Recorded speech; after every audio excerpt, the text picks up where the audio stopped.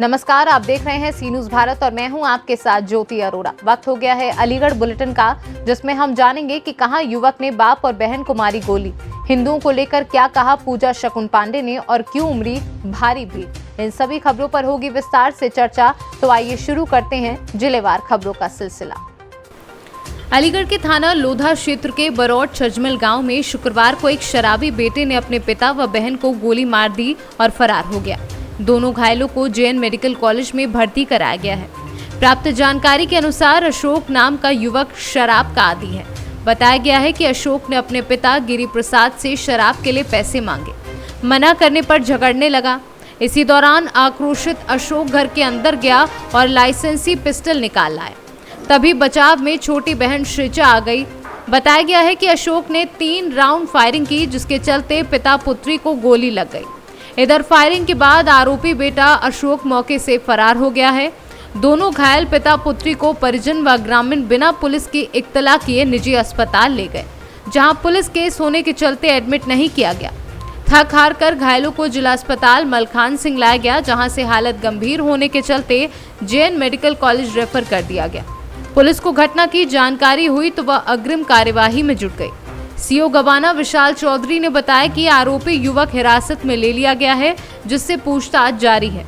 बरौट छज्जलमल थाना लोधा में ऐसी सूचना मिली थी कि फायरिंग के द्वारा एक व्यक्ति ने अपने परिवार के पिता व बहन को घायल कर दिया गया है। घायलों को मेडिकल कॉलेज भेज दिया गया है और उस व्यक्ति को हिरासत में लेकर पूछताछ की जा रही है। अलीगढ़ से सी न्यूज संवाददाता संजीव शर्मा की रिपोर्ट।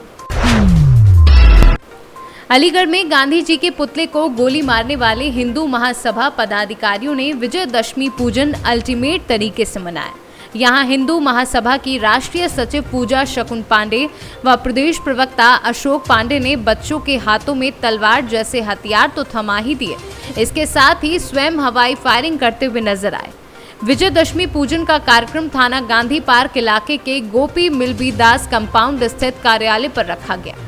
हिंदू महासभा की राष्ट्रीय सचिव पूजा शकुन पांडे ने कहा कि हमारी सनातनी परंपरा के अनुसार आज विजयदशमी का पर्व है।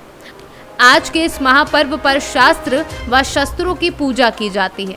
आज कार्यालय पर इसी पूजन का आयोजन किया गया है। हम यही संदेश संपूर्ण भारत को देना चाहते हैं कि अब वो समय आ गया है जब प्रत्येक हिंदू को सैनिक बनना होगा। जरूरी नहीं है कि वो सेना में ही हो, क्योंकि जिस तरीके से हालात इस समय चारों ओर देखे जा रहे हैं, चाहे बंगाल हो या कश्मीर हो, हर हिंदू का सैनिक होना आवश्यक है। शास्त्रों अनुसार हर हिंदू शस्त्रों का प्रयोग करे। हमारा यही संदेश आज के इस दिन पर है। हर हिंदू अपने हाथ में शस्त्र अवश्य रखे। जो हिंदू शस्त्र नहीं रखेगा वह हिंदू है ही नहीं। सनातन धर्म की रक्षा के लिए हम बच्चों को भी हथियारों का प्रशिक्षण दे रहे हैं। आयोजन क्या है? हमारे सनातन धर्म की परंपरा अनुसार आज विजयदशमी का महापर्व है और इस महापर्व पर शास्त्र और शस्त्र दोनों पूजन होते हैं, तो वो पूजन का आज आयोजन किया गया है हर साल की भांति। और यही संदेश हम देना चाहते हैं संपूर्ण भारत को कि अब वो समय आ गया है जब प्रत्येक हिंदू को सैनिक बनना होगा।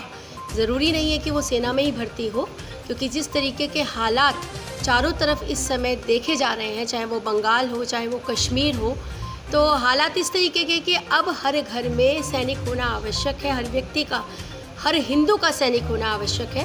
तो हमारा आज के इस पर्व पर यही संदेश है कि शास्त्रानुसार शस्त्र का प्रयोग हर हिंदू करे और हर हिंदू अपने हाथ में शस्त्र अवश्य रखे। और हम तो ये कहते हैं कि जो हिंदू शस्त्र नहीं रखेगा वो हिंदू है ही नहीं। आज आपने बच्चे को भी शास्त्र दिया है, जी, इसमें क्या कहना चाहिए? देखिए, भगवान राम से लेकर के हमारे पुराणों में सभी बालावस्था में गए थे और शस्त्र शास्त्र का ज्ञान लिया था। तो इसमें बच्चा का क्या मतलब, मेरे को समझ नहीं आता। जो बच्चे हैं वो अब इस लायक हैं, अभी से हम उनको ज्ञान देना आरंभ करेंगे, हम उन्हें प्रशिक्षित करेंगे, तभी तो वो स्वरक्षा, आत्मरक्षा और राष्ट्र रक्षा कर पाएंगे। तो मुझे नहीं लगता है कि इस बच्चा शब्द को हटा दीजिए। हमारे बच्चों को तो सक्षम होना चाहिए। आज जिस तरीके से हम उनको प्रखरता के साथ हर क्षेत्र में आगे लेकर के आना चाह रहे हैं, तो क्यों नहीं उनको सैनिक बनाया जाए, बचपन से ही ट्रेनिंग दी जाए तो इसी प्रयोजन और इसी लक्ष्य के साथ जो है एक अच्छी नियति के साथ राष्ट्र रक्षा हेतु, सनातन धर्म रक्षा हेतु, हिंदू रक्षा हेतु हम बच्चों को भी हथियार के प्रशिक्षण। अलीगढ़ से सीनू संवाददाता संजीव शर्मा की रिपोर्ट। अलीगढ़ जिले का नुमाइश ग्राउंड में दहन होने वाला मुख्य रावण का पुतला कोरोना काल के कारण 2 वर्षों से दहन नहीं हो सका है। इस बार भी नुमाइश ग्राउंड वाला रावण दहन रामलीला ग्राउंड में हुआ। इस दौरान दर्शकों की भीड़ रावण दहन देखने के लिए उमड़ पड़ी। जैसे ही शाम हुई तो रावण धू धू कर जल उठा। रामलीला समिति के आयोजकों का कहना है कि जिला प्रशासन ने कोरोना गाइडलाइन के तहत 250 से 300 लोगों की कैंपस में परमिशन ली थी। उसी के अनुसार रावण दहन किया गया, जहां प्रशासन की ओर से फायर ब्रिगेड और पुलिसिंग की व्यवस्था रही। हुआ है और क्या इसका परंपरागत तरीके से हम जैसे दशहरा मेला मनाते हैं उस प्रकार तो नहीं मन पाया, लेकिन कोविड काल की वजह से एक सीमित रूप में हमने उसका प्रयास किया है और दशहरा मेला जैसा हम मनाते रहे हैं पिछले दिनों वैसे ही हमने परंपरागत मनाया है।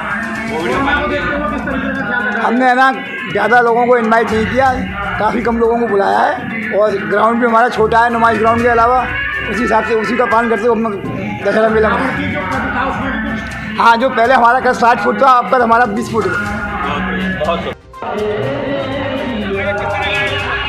प्रभु राम की इच्छा के अनुसार ये रामलीला हर वर्ष की जाती है।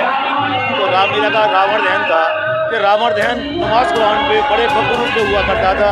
यहाँ लाखों लोगों की भीड़ इकट्ठा हुआ करती थी, लेकिन पिछले 2 वर्षों से कोरोना काल होने के कारण पिछले वर्ष भी रावण दहन नहीं हो पाया था। बड़ा सूक्ष्म रूप में रावण दहन हुआ था। इस बार रावण दहन रामलीला ग्राउंड में कराया गया है। इसका कद भी छोटा हुआ है, लेकिन हमने कोविड की गाइडलाइन का पूरा ध्यान रखते हुए यहाँ रावण दहन किया है और कैंपस में 300 लोगों से 250 लोगों की जो हमें सरकार ने परमिशन दी थी उसी के अनुसार हमने कार्य किया है। अब इसमें उम्मीद है कि बहुत भव्य रूप से कार्यक्रम बनेंगे, लेकिन पूर्ण रूप से कोरोना का काल किया है। अलीगढ़ से सीनू संवाददाता संजीव शर्मा की रिपोर्ट। अलीगढ़ दूबे के पड़ाव स्थित सब्जी मंडी मार्केट में मां भगवती की कृपा से विशाल भंडारे का आयोजन किया गया। ये भंडारा काफी सालों से निरंतर होता आ रहा है। ये भंडारा शारदीय मां दुर्गा नवरात्रि की 10वीं तिथि को किया जाता है। ये 10 सदस्यों के सहयोग से पूर्ण होता है। मां भगवती का विशाल भंडारा दोपहर 1 बजे से मां की इच्छा अनुसार शाम तक चला, जिसमें राह चलते राहगीरों ने पूरी, सब्जी, रायता, चना, हलवा के प्रसाद को खाया और खुश हुए। मुख्य रूप से भोला शंकर आटे वाले, मुलखराज आटे वाले, लकी आटे वाले, राजू के सहयोग से संपन्न होता है। इस भंडारे में कार्यकर्ता ललित वाशने, भरत राजगुप्ता, उत्तम मित्तल, संदीप मित्तल, गौरव वाशने, तन्मय वाशने, मानव महाजन, गौरांग देव चौहान आदि मौजूद रहे। ललित वाशने नाम है मेरा। इस तरह का कार्यक्रम क्या है? आज 9 दुर्गा के बाद दशहरा को आज दुबे का पड़ाव सब्जी मंडी में विशाल भंडारे का आयोजन करा गया है। ये काफ़ी सालों से होता आ रहा है। इसमें भक्तों की अपार भीड़ लगती है। हर साल कराते क्या? जी हाँ जी, हर साल कराते। साल में 2 बार कराते हैं, 9वीं के बाद दशहरा को। तो क्या करेंगे? माता रानी की कृपा है, इसलिए हर बार कराते हैं। माता रानी से बहुत हमें अच्छी भावना प्रेम है। तो किस तरीके से इनकम है? माता रानी का आशीर्वाद बना रहे हम पे, ऐसे ही सकते। अलीगढ़ से सीनू संवाददाता संजीव शर्मा की रिपोर्ट। अलीगढ़ जनपद के जवा ब्लॉक के कासिमपुर पावर हाउस रामपुर गांव में हर वर्ष की भांति इस वर्ष भी काली माता की शोभा यात्रा निकाली गई, जिसमें ढोल नगाड़े और बाजों के साथ रामपुर गांव के गलियों में काली माता को देखने के लिए भक्तों की भीड़ उमड़ी और जय माता दी, जय माता दी, जय काली माता के जयकारों से पूरा नगर गुंजायमान हो उठा। काली माता हाथ में तलवार और खप्पर लेकर खेलती हुई नजर आई और भक्त भी हाथों में तलवार लेकर काली माता के सामने खेलते हुए नजर आए। वहीं सभी ग्रामवासियों ने काली माता का आशीर्वाद लेकर माता का गुणगान गाया और माता के जयकारे लगाए। बच्चे हो या बड़े बूढ़े, सभी ने जय माता दी व जय काली माता के जयकारे लगाते हुए आगे बढ़ते रहे। ऐसा लग रहा था कि जैसे पूरा गांव भक्तिमय हो गया हो। अलीगढ़ से सीनू संवाददाता ममता शर्मा की रिपोर्ट। अलीगढ़ बुलेटिन में फिलहाल के लिए इतना ही। देश और दुनिया की तमाम बड़ी खबरों के लिए आप देखते रहिए सी न्यूज़ भारत।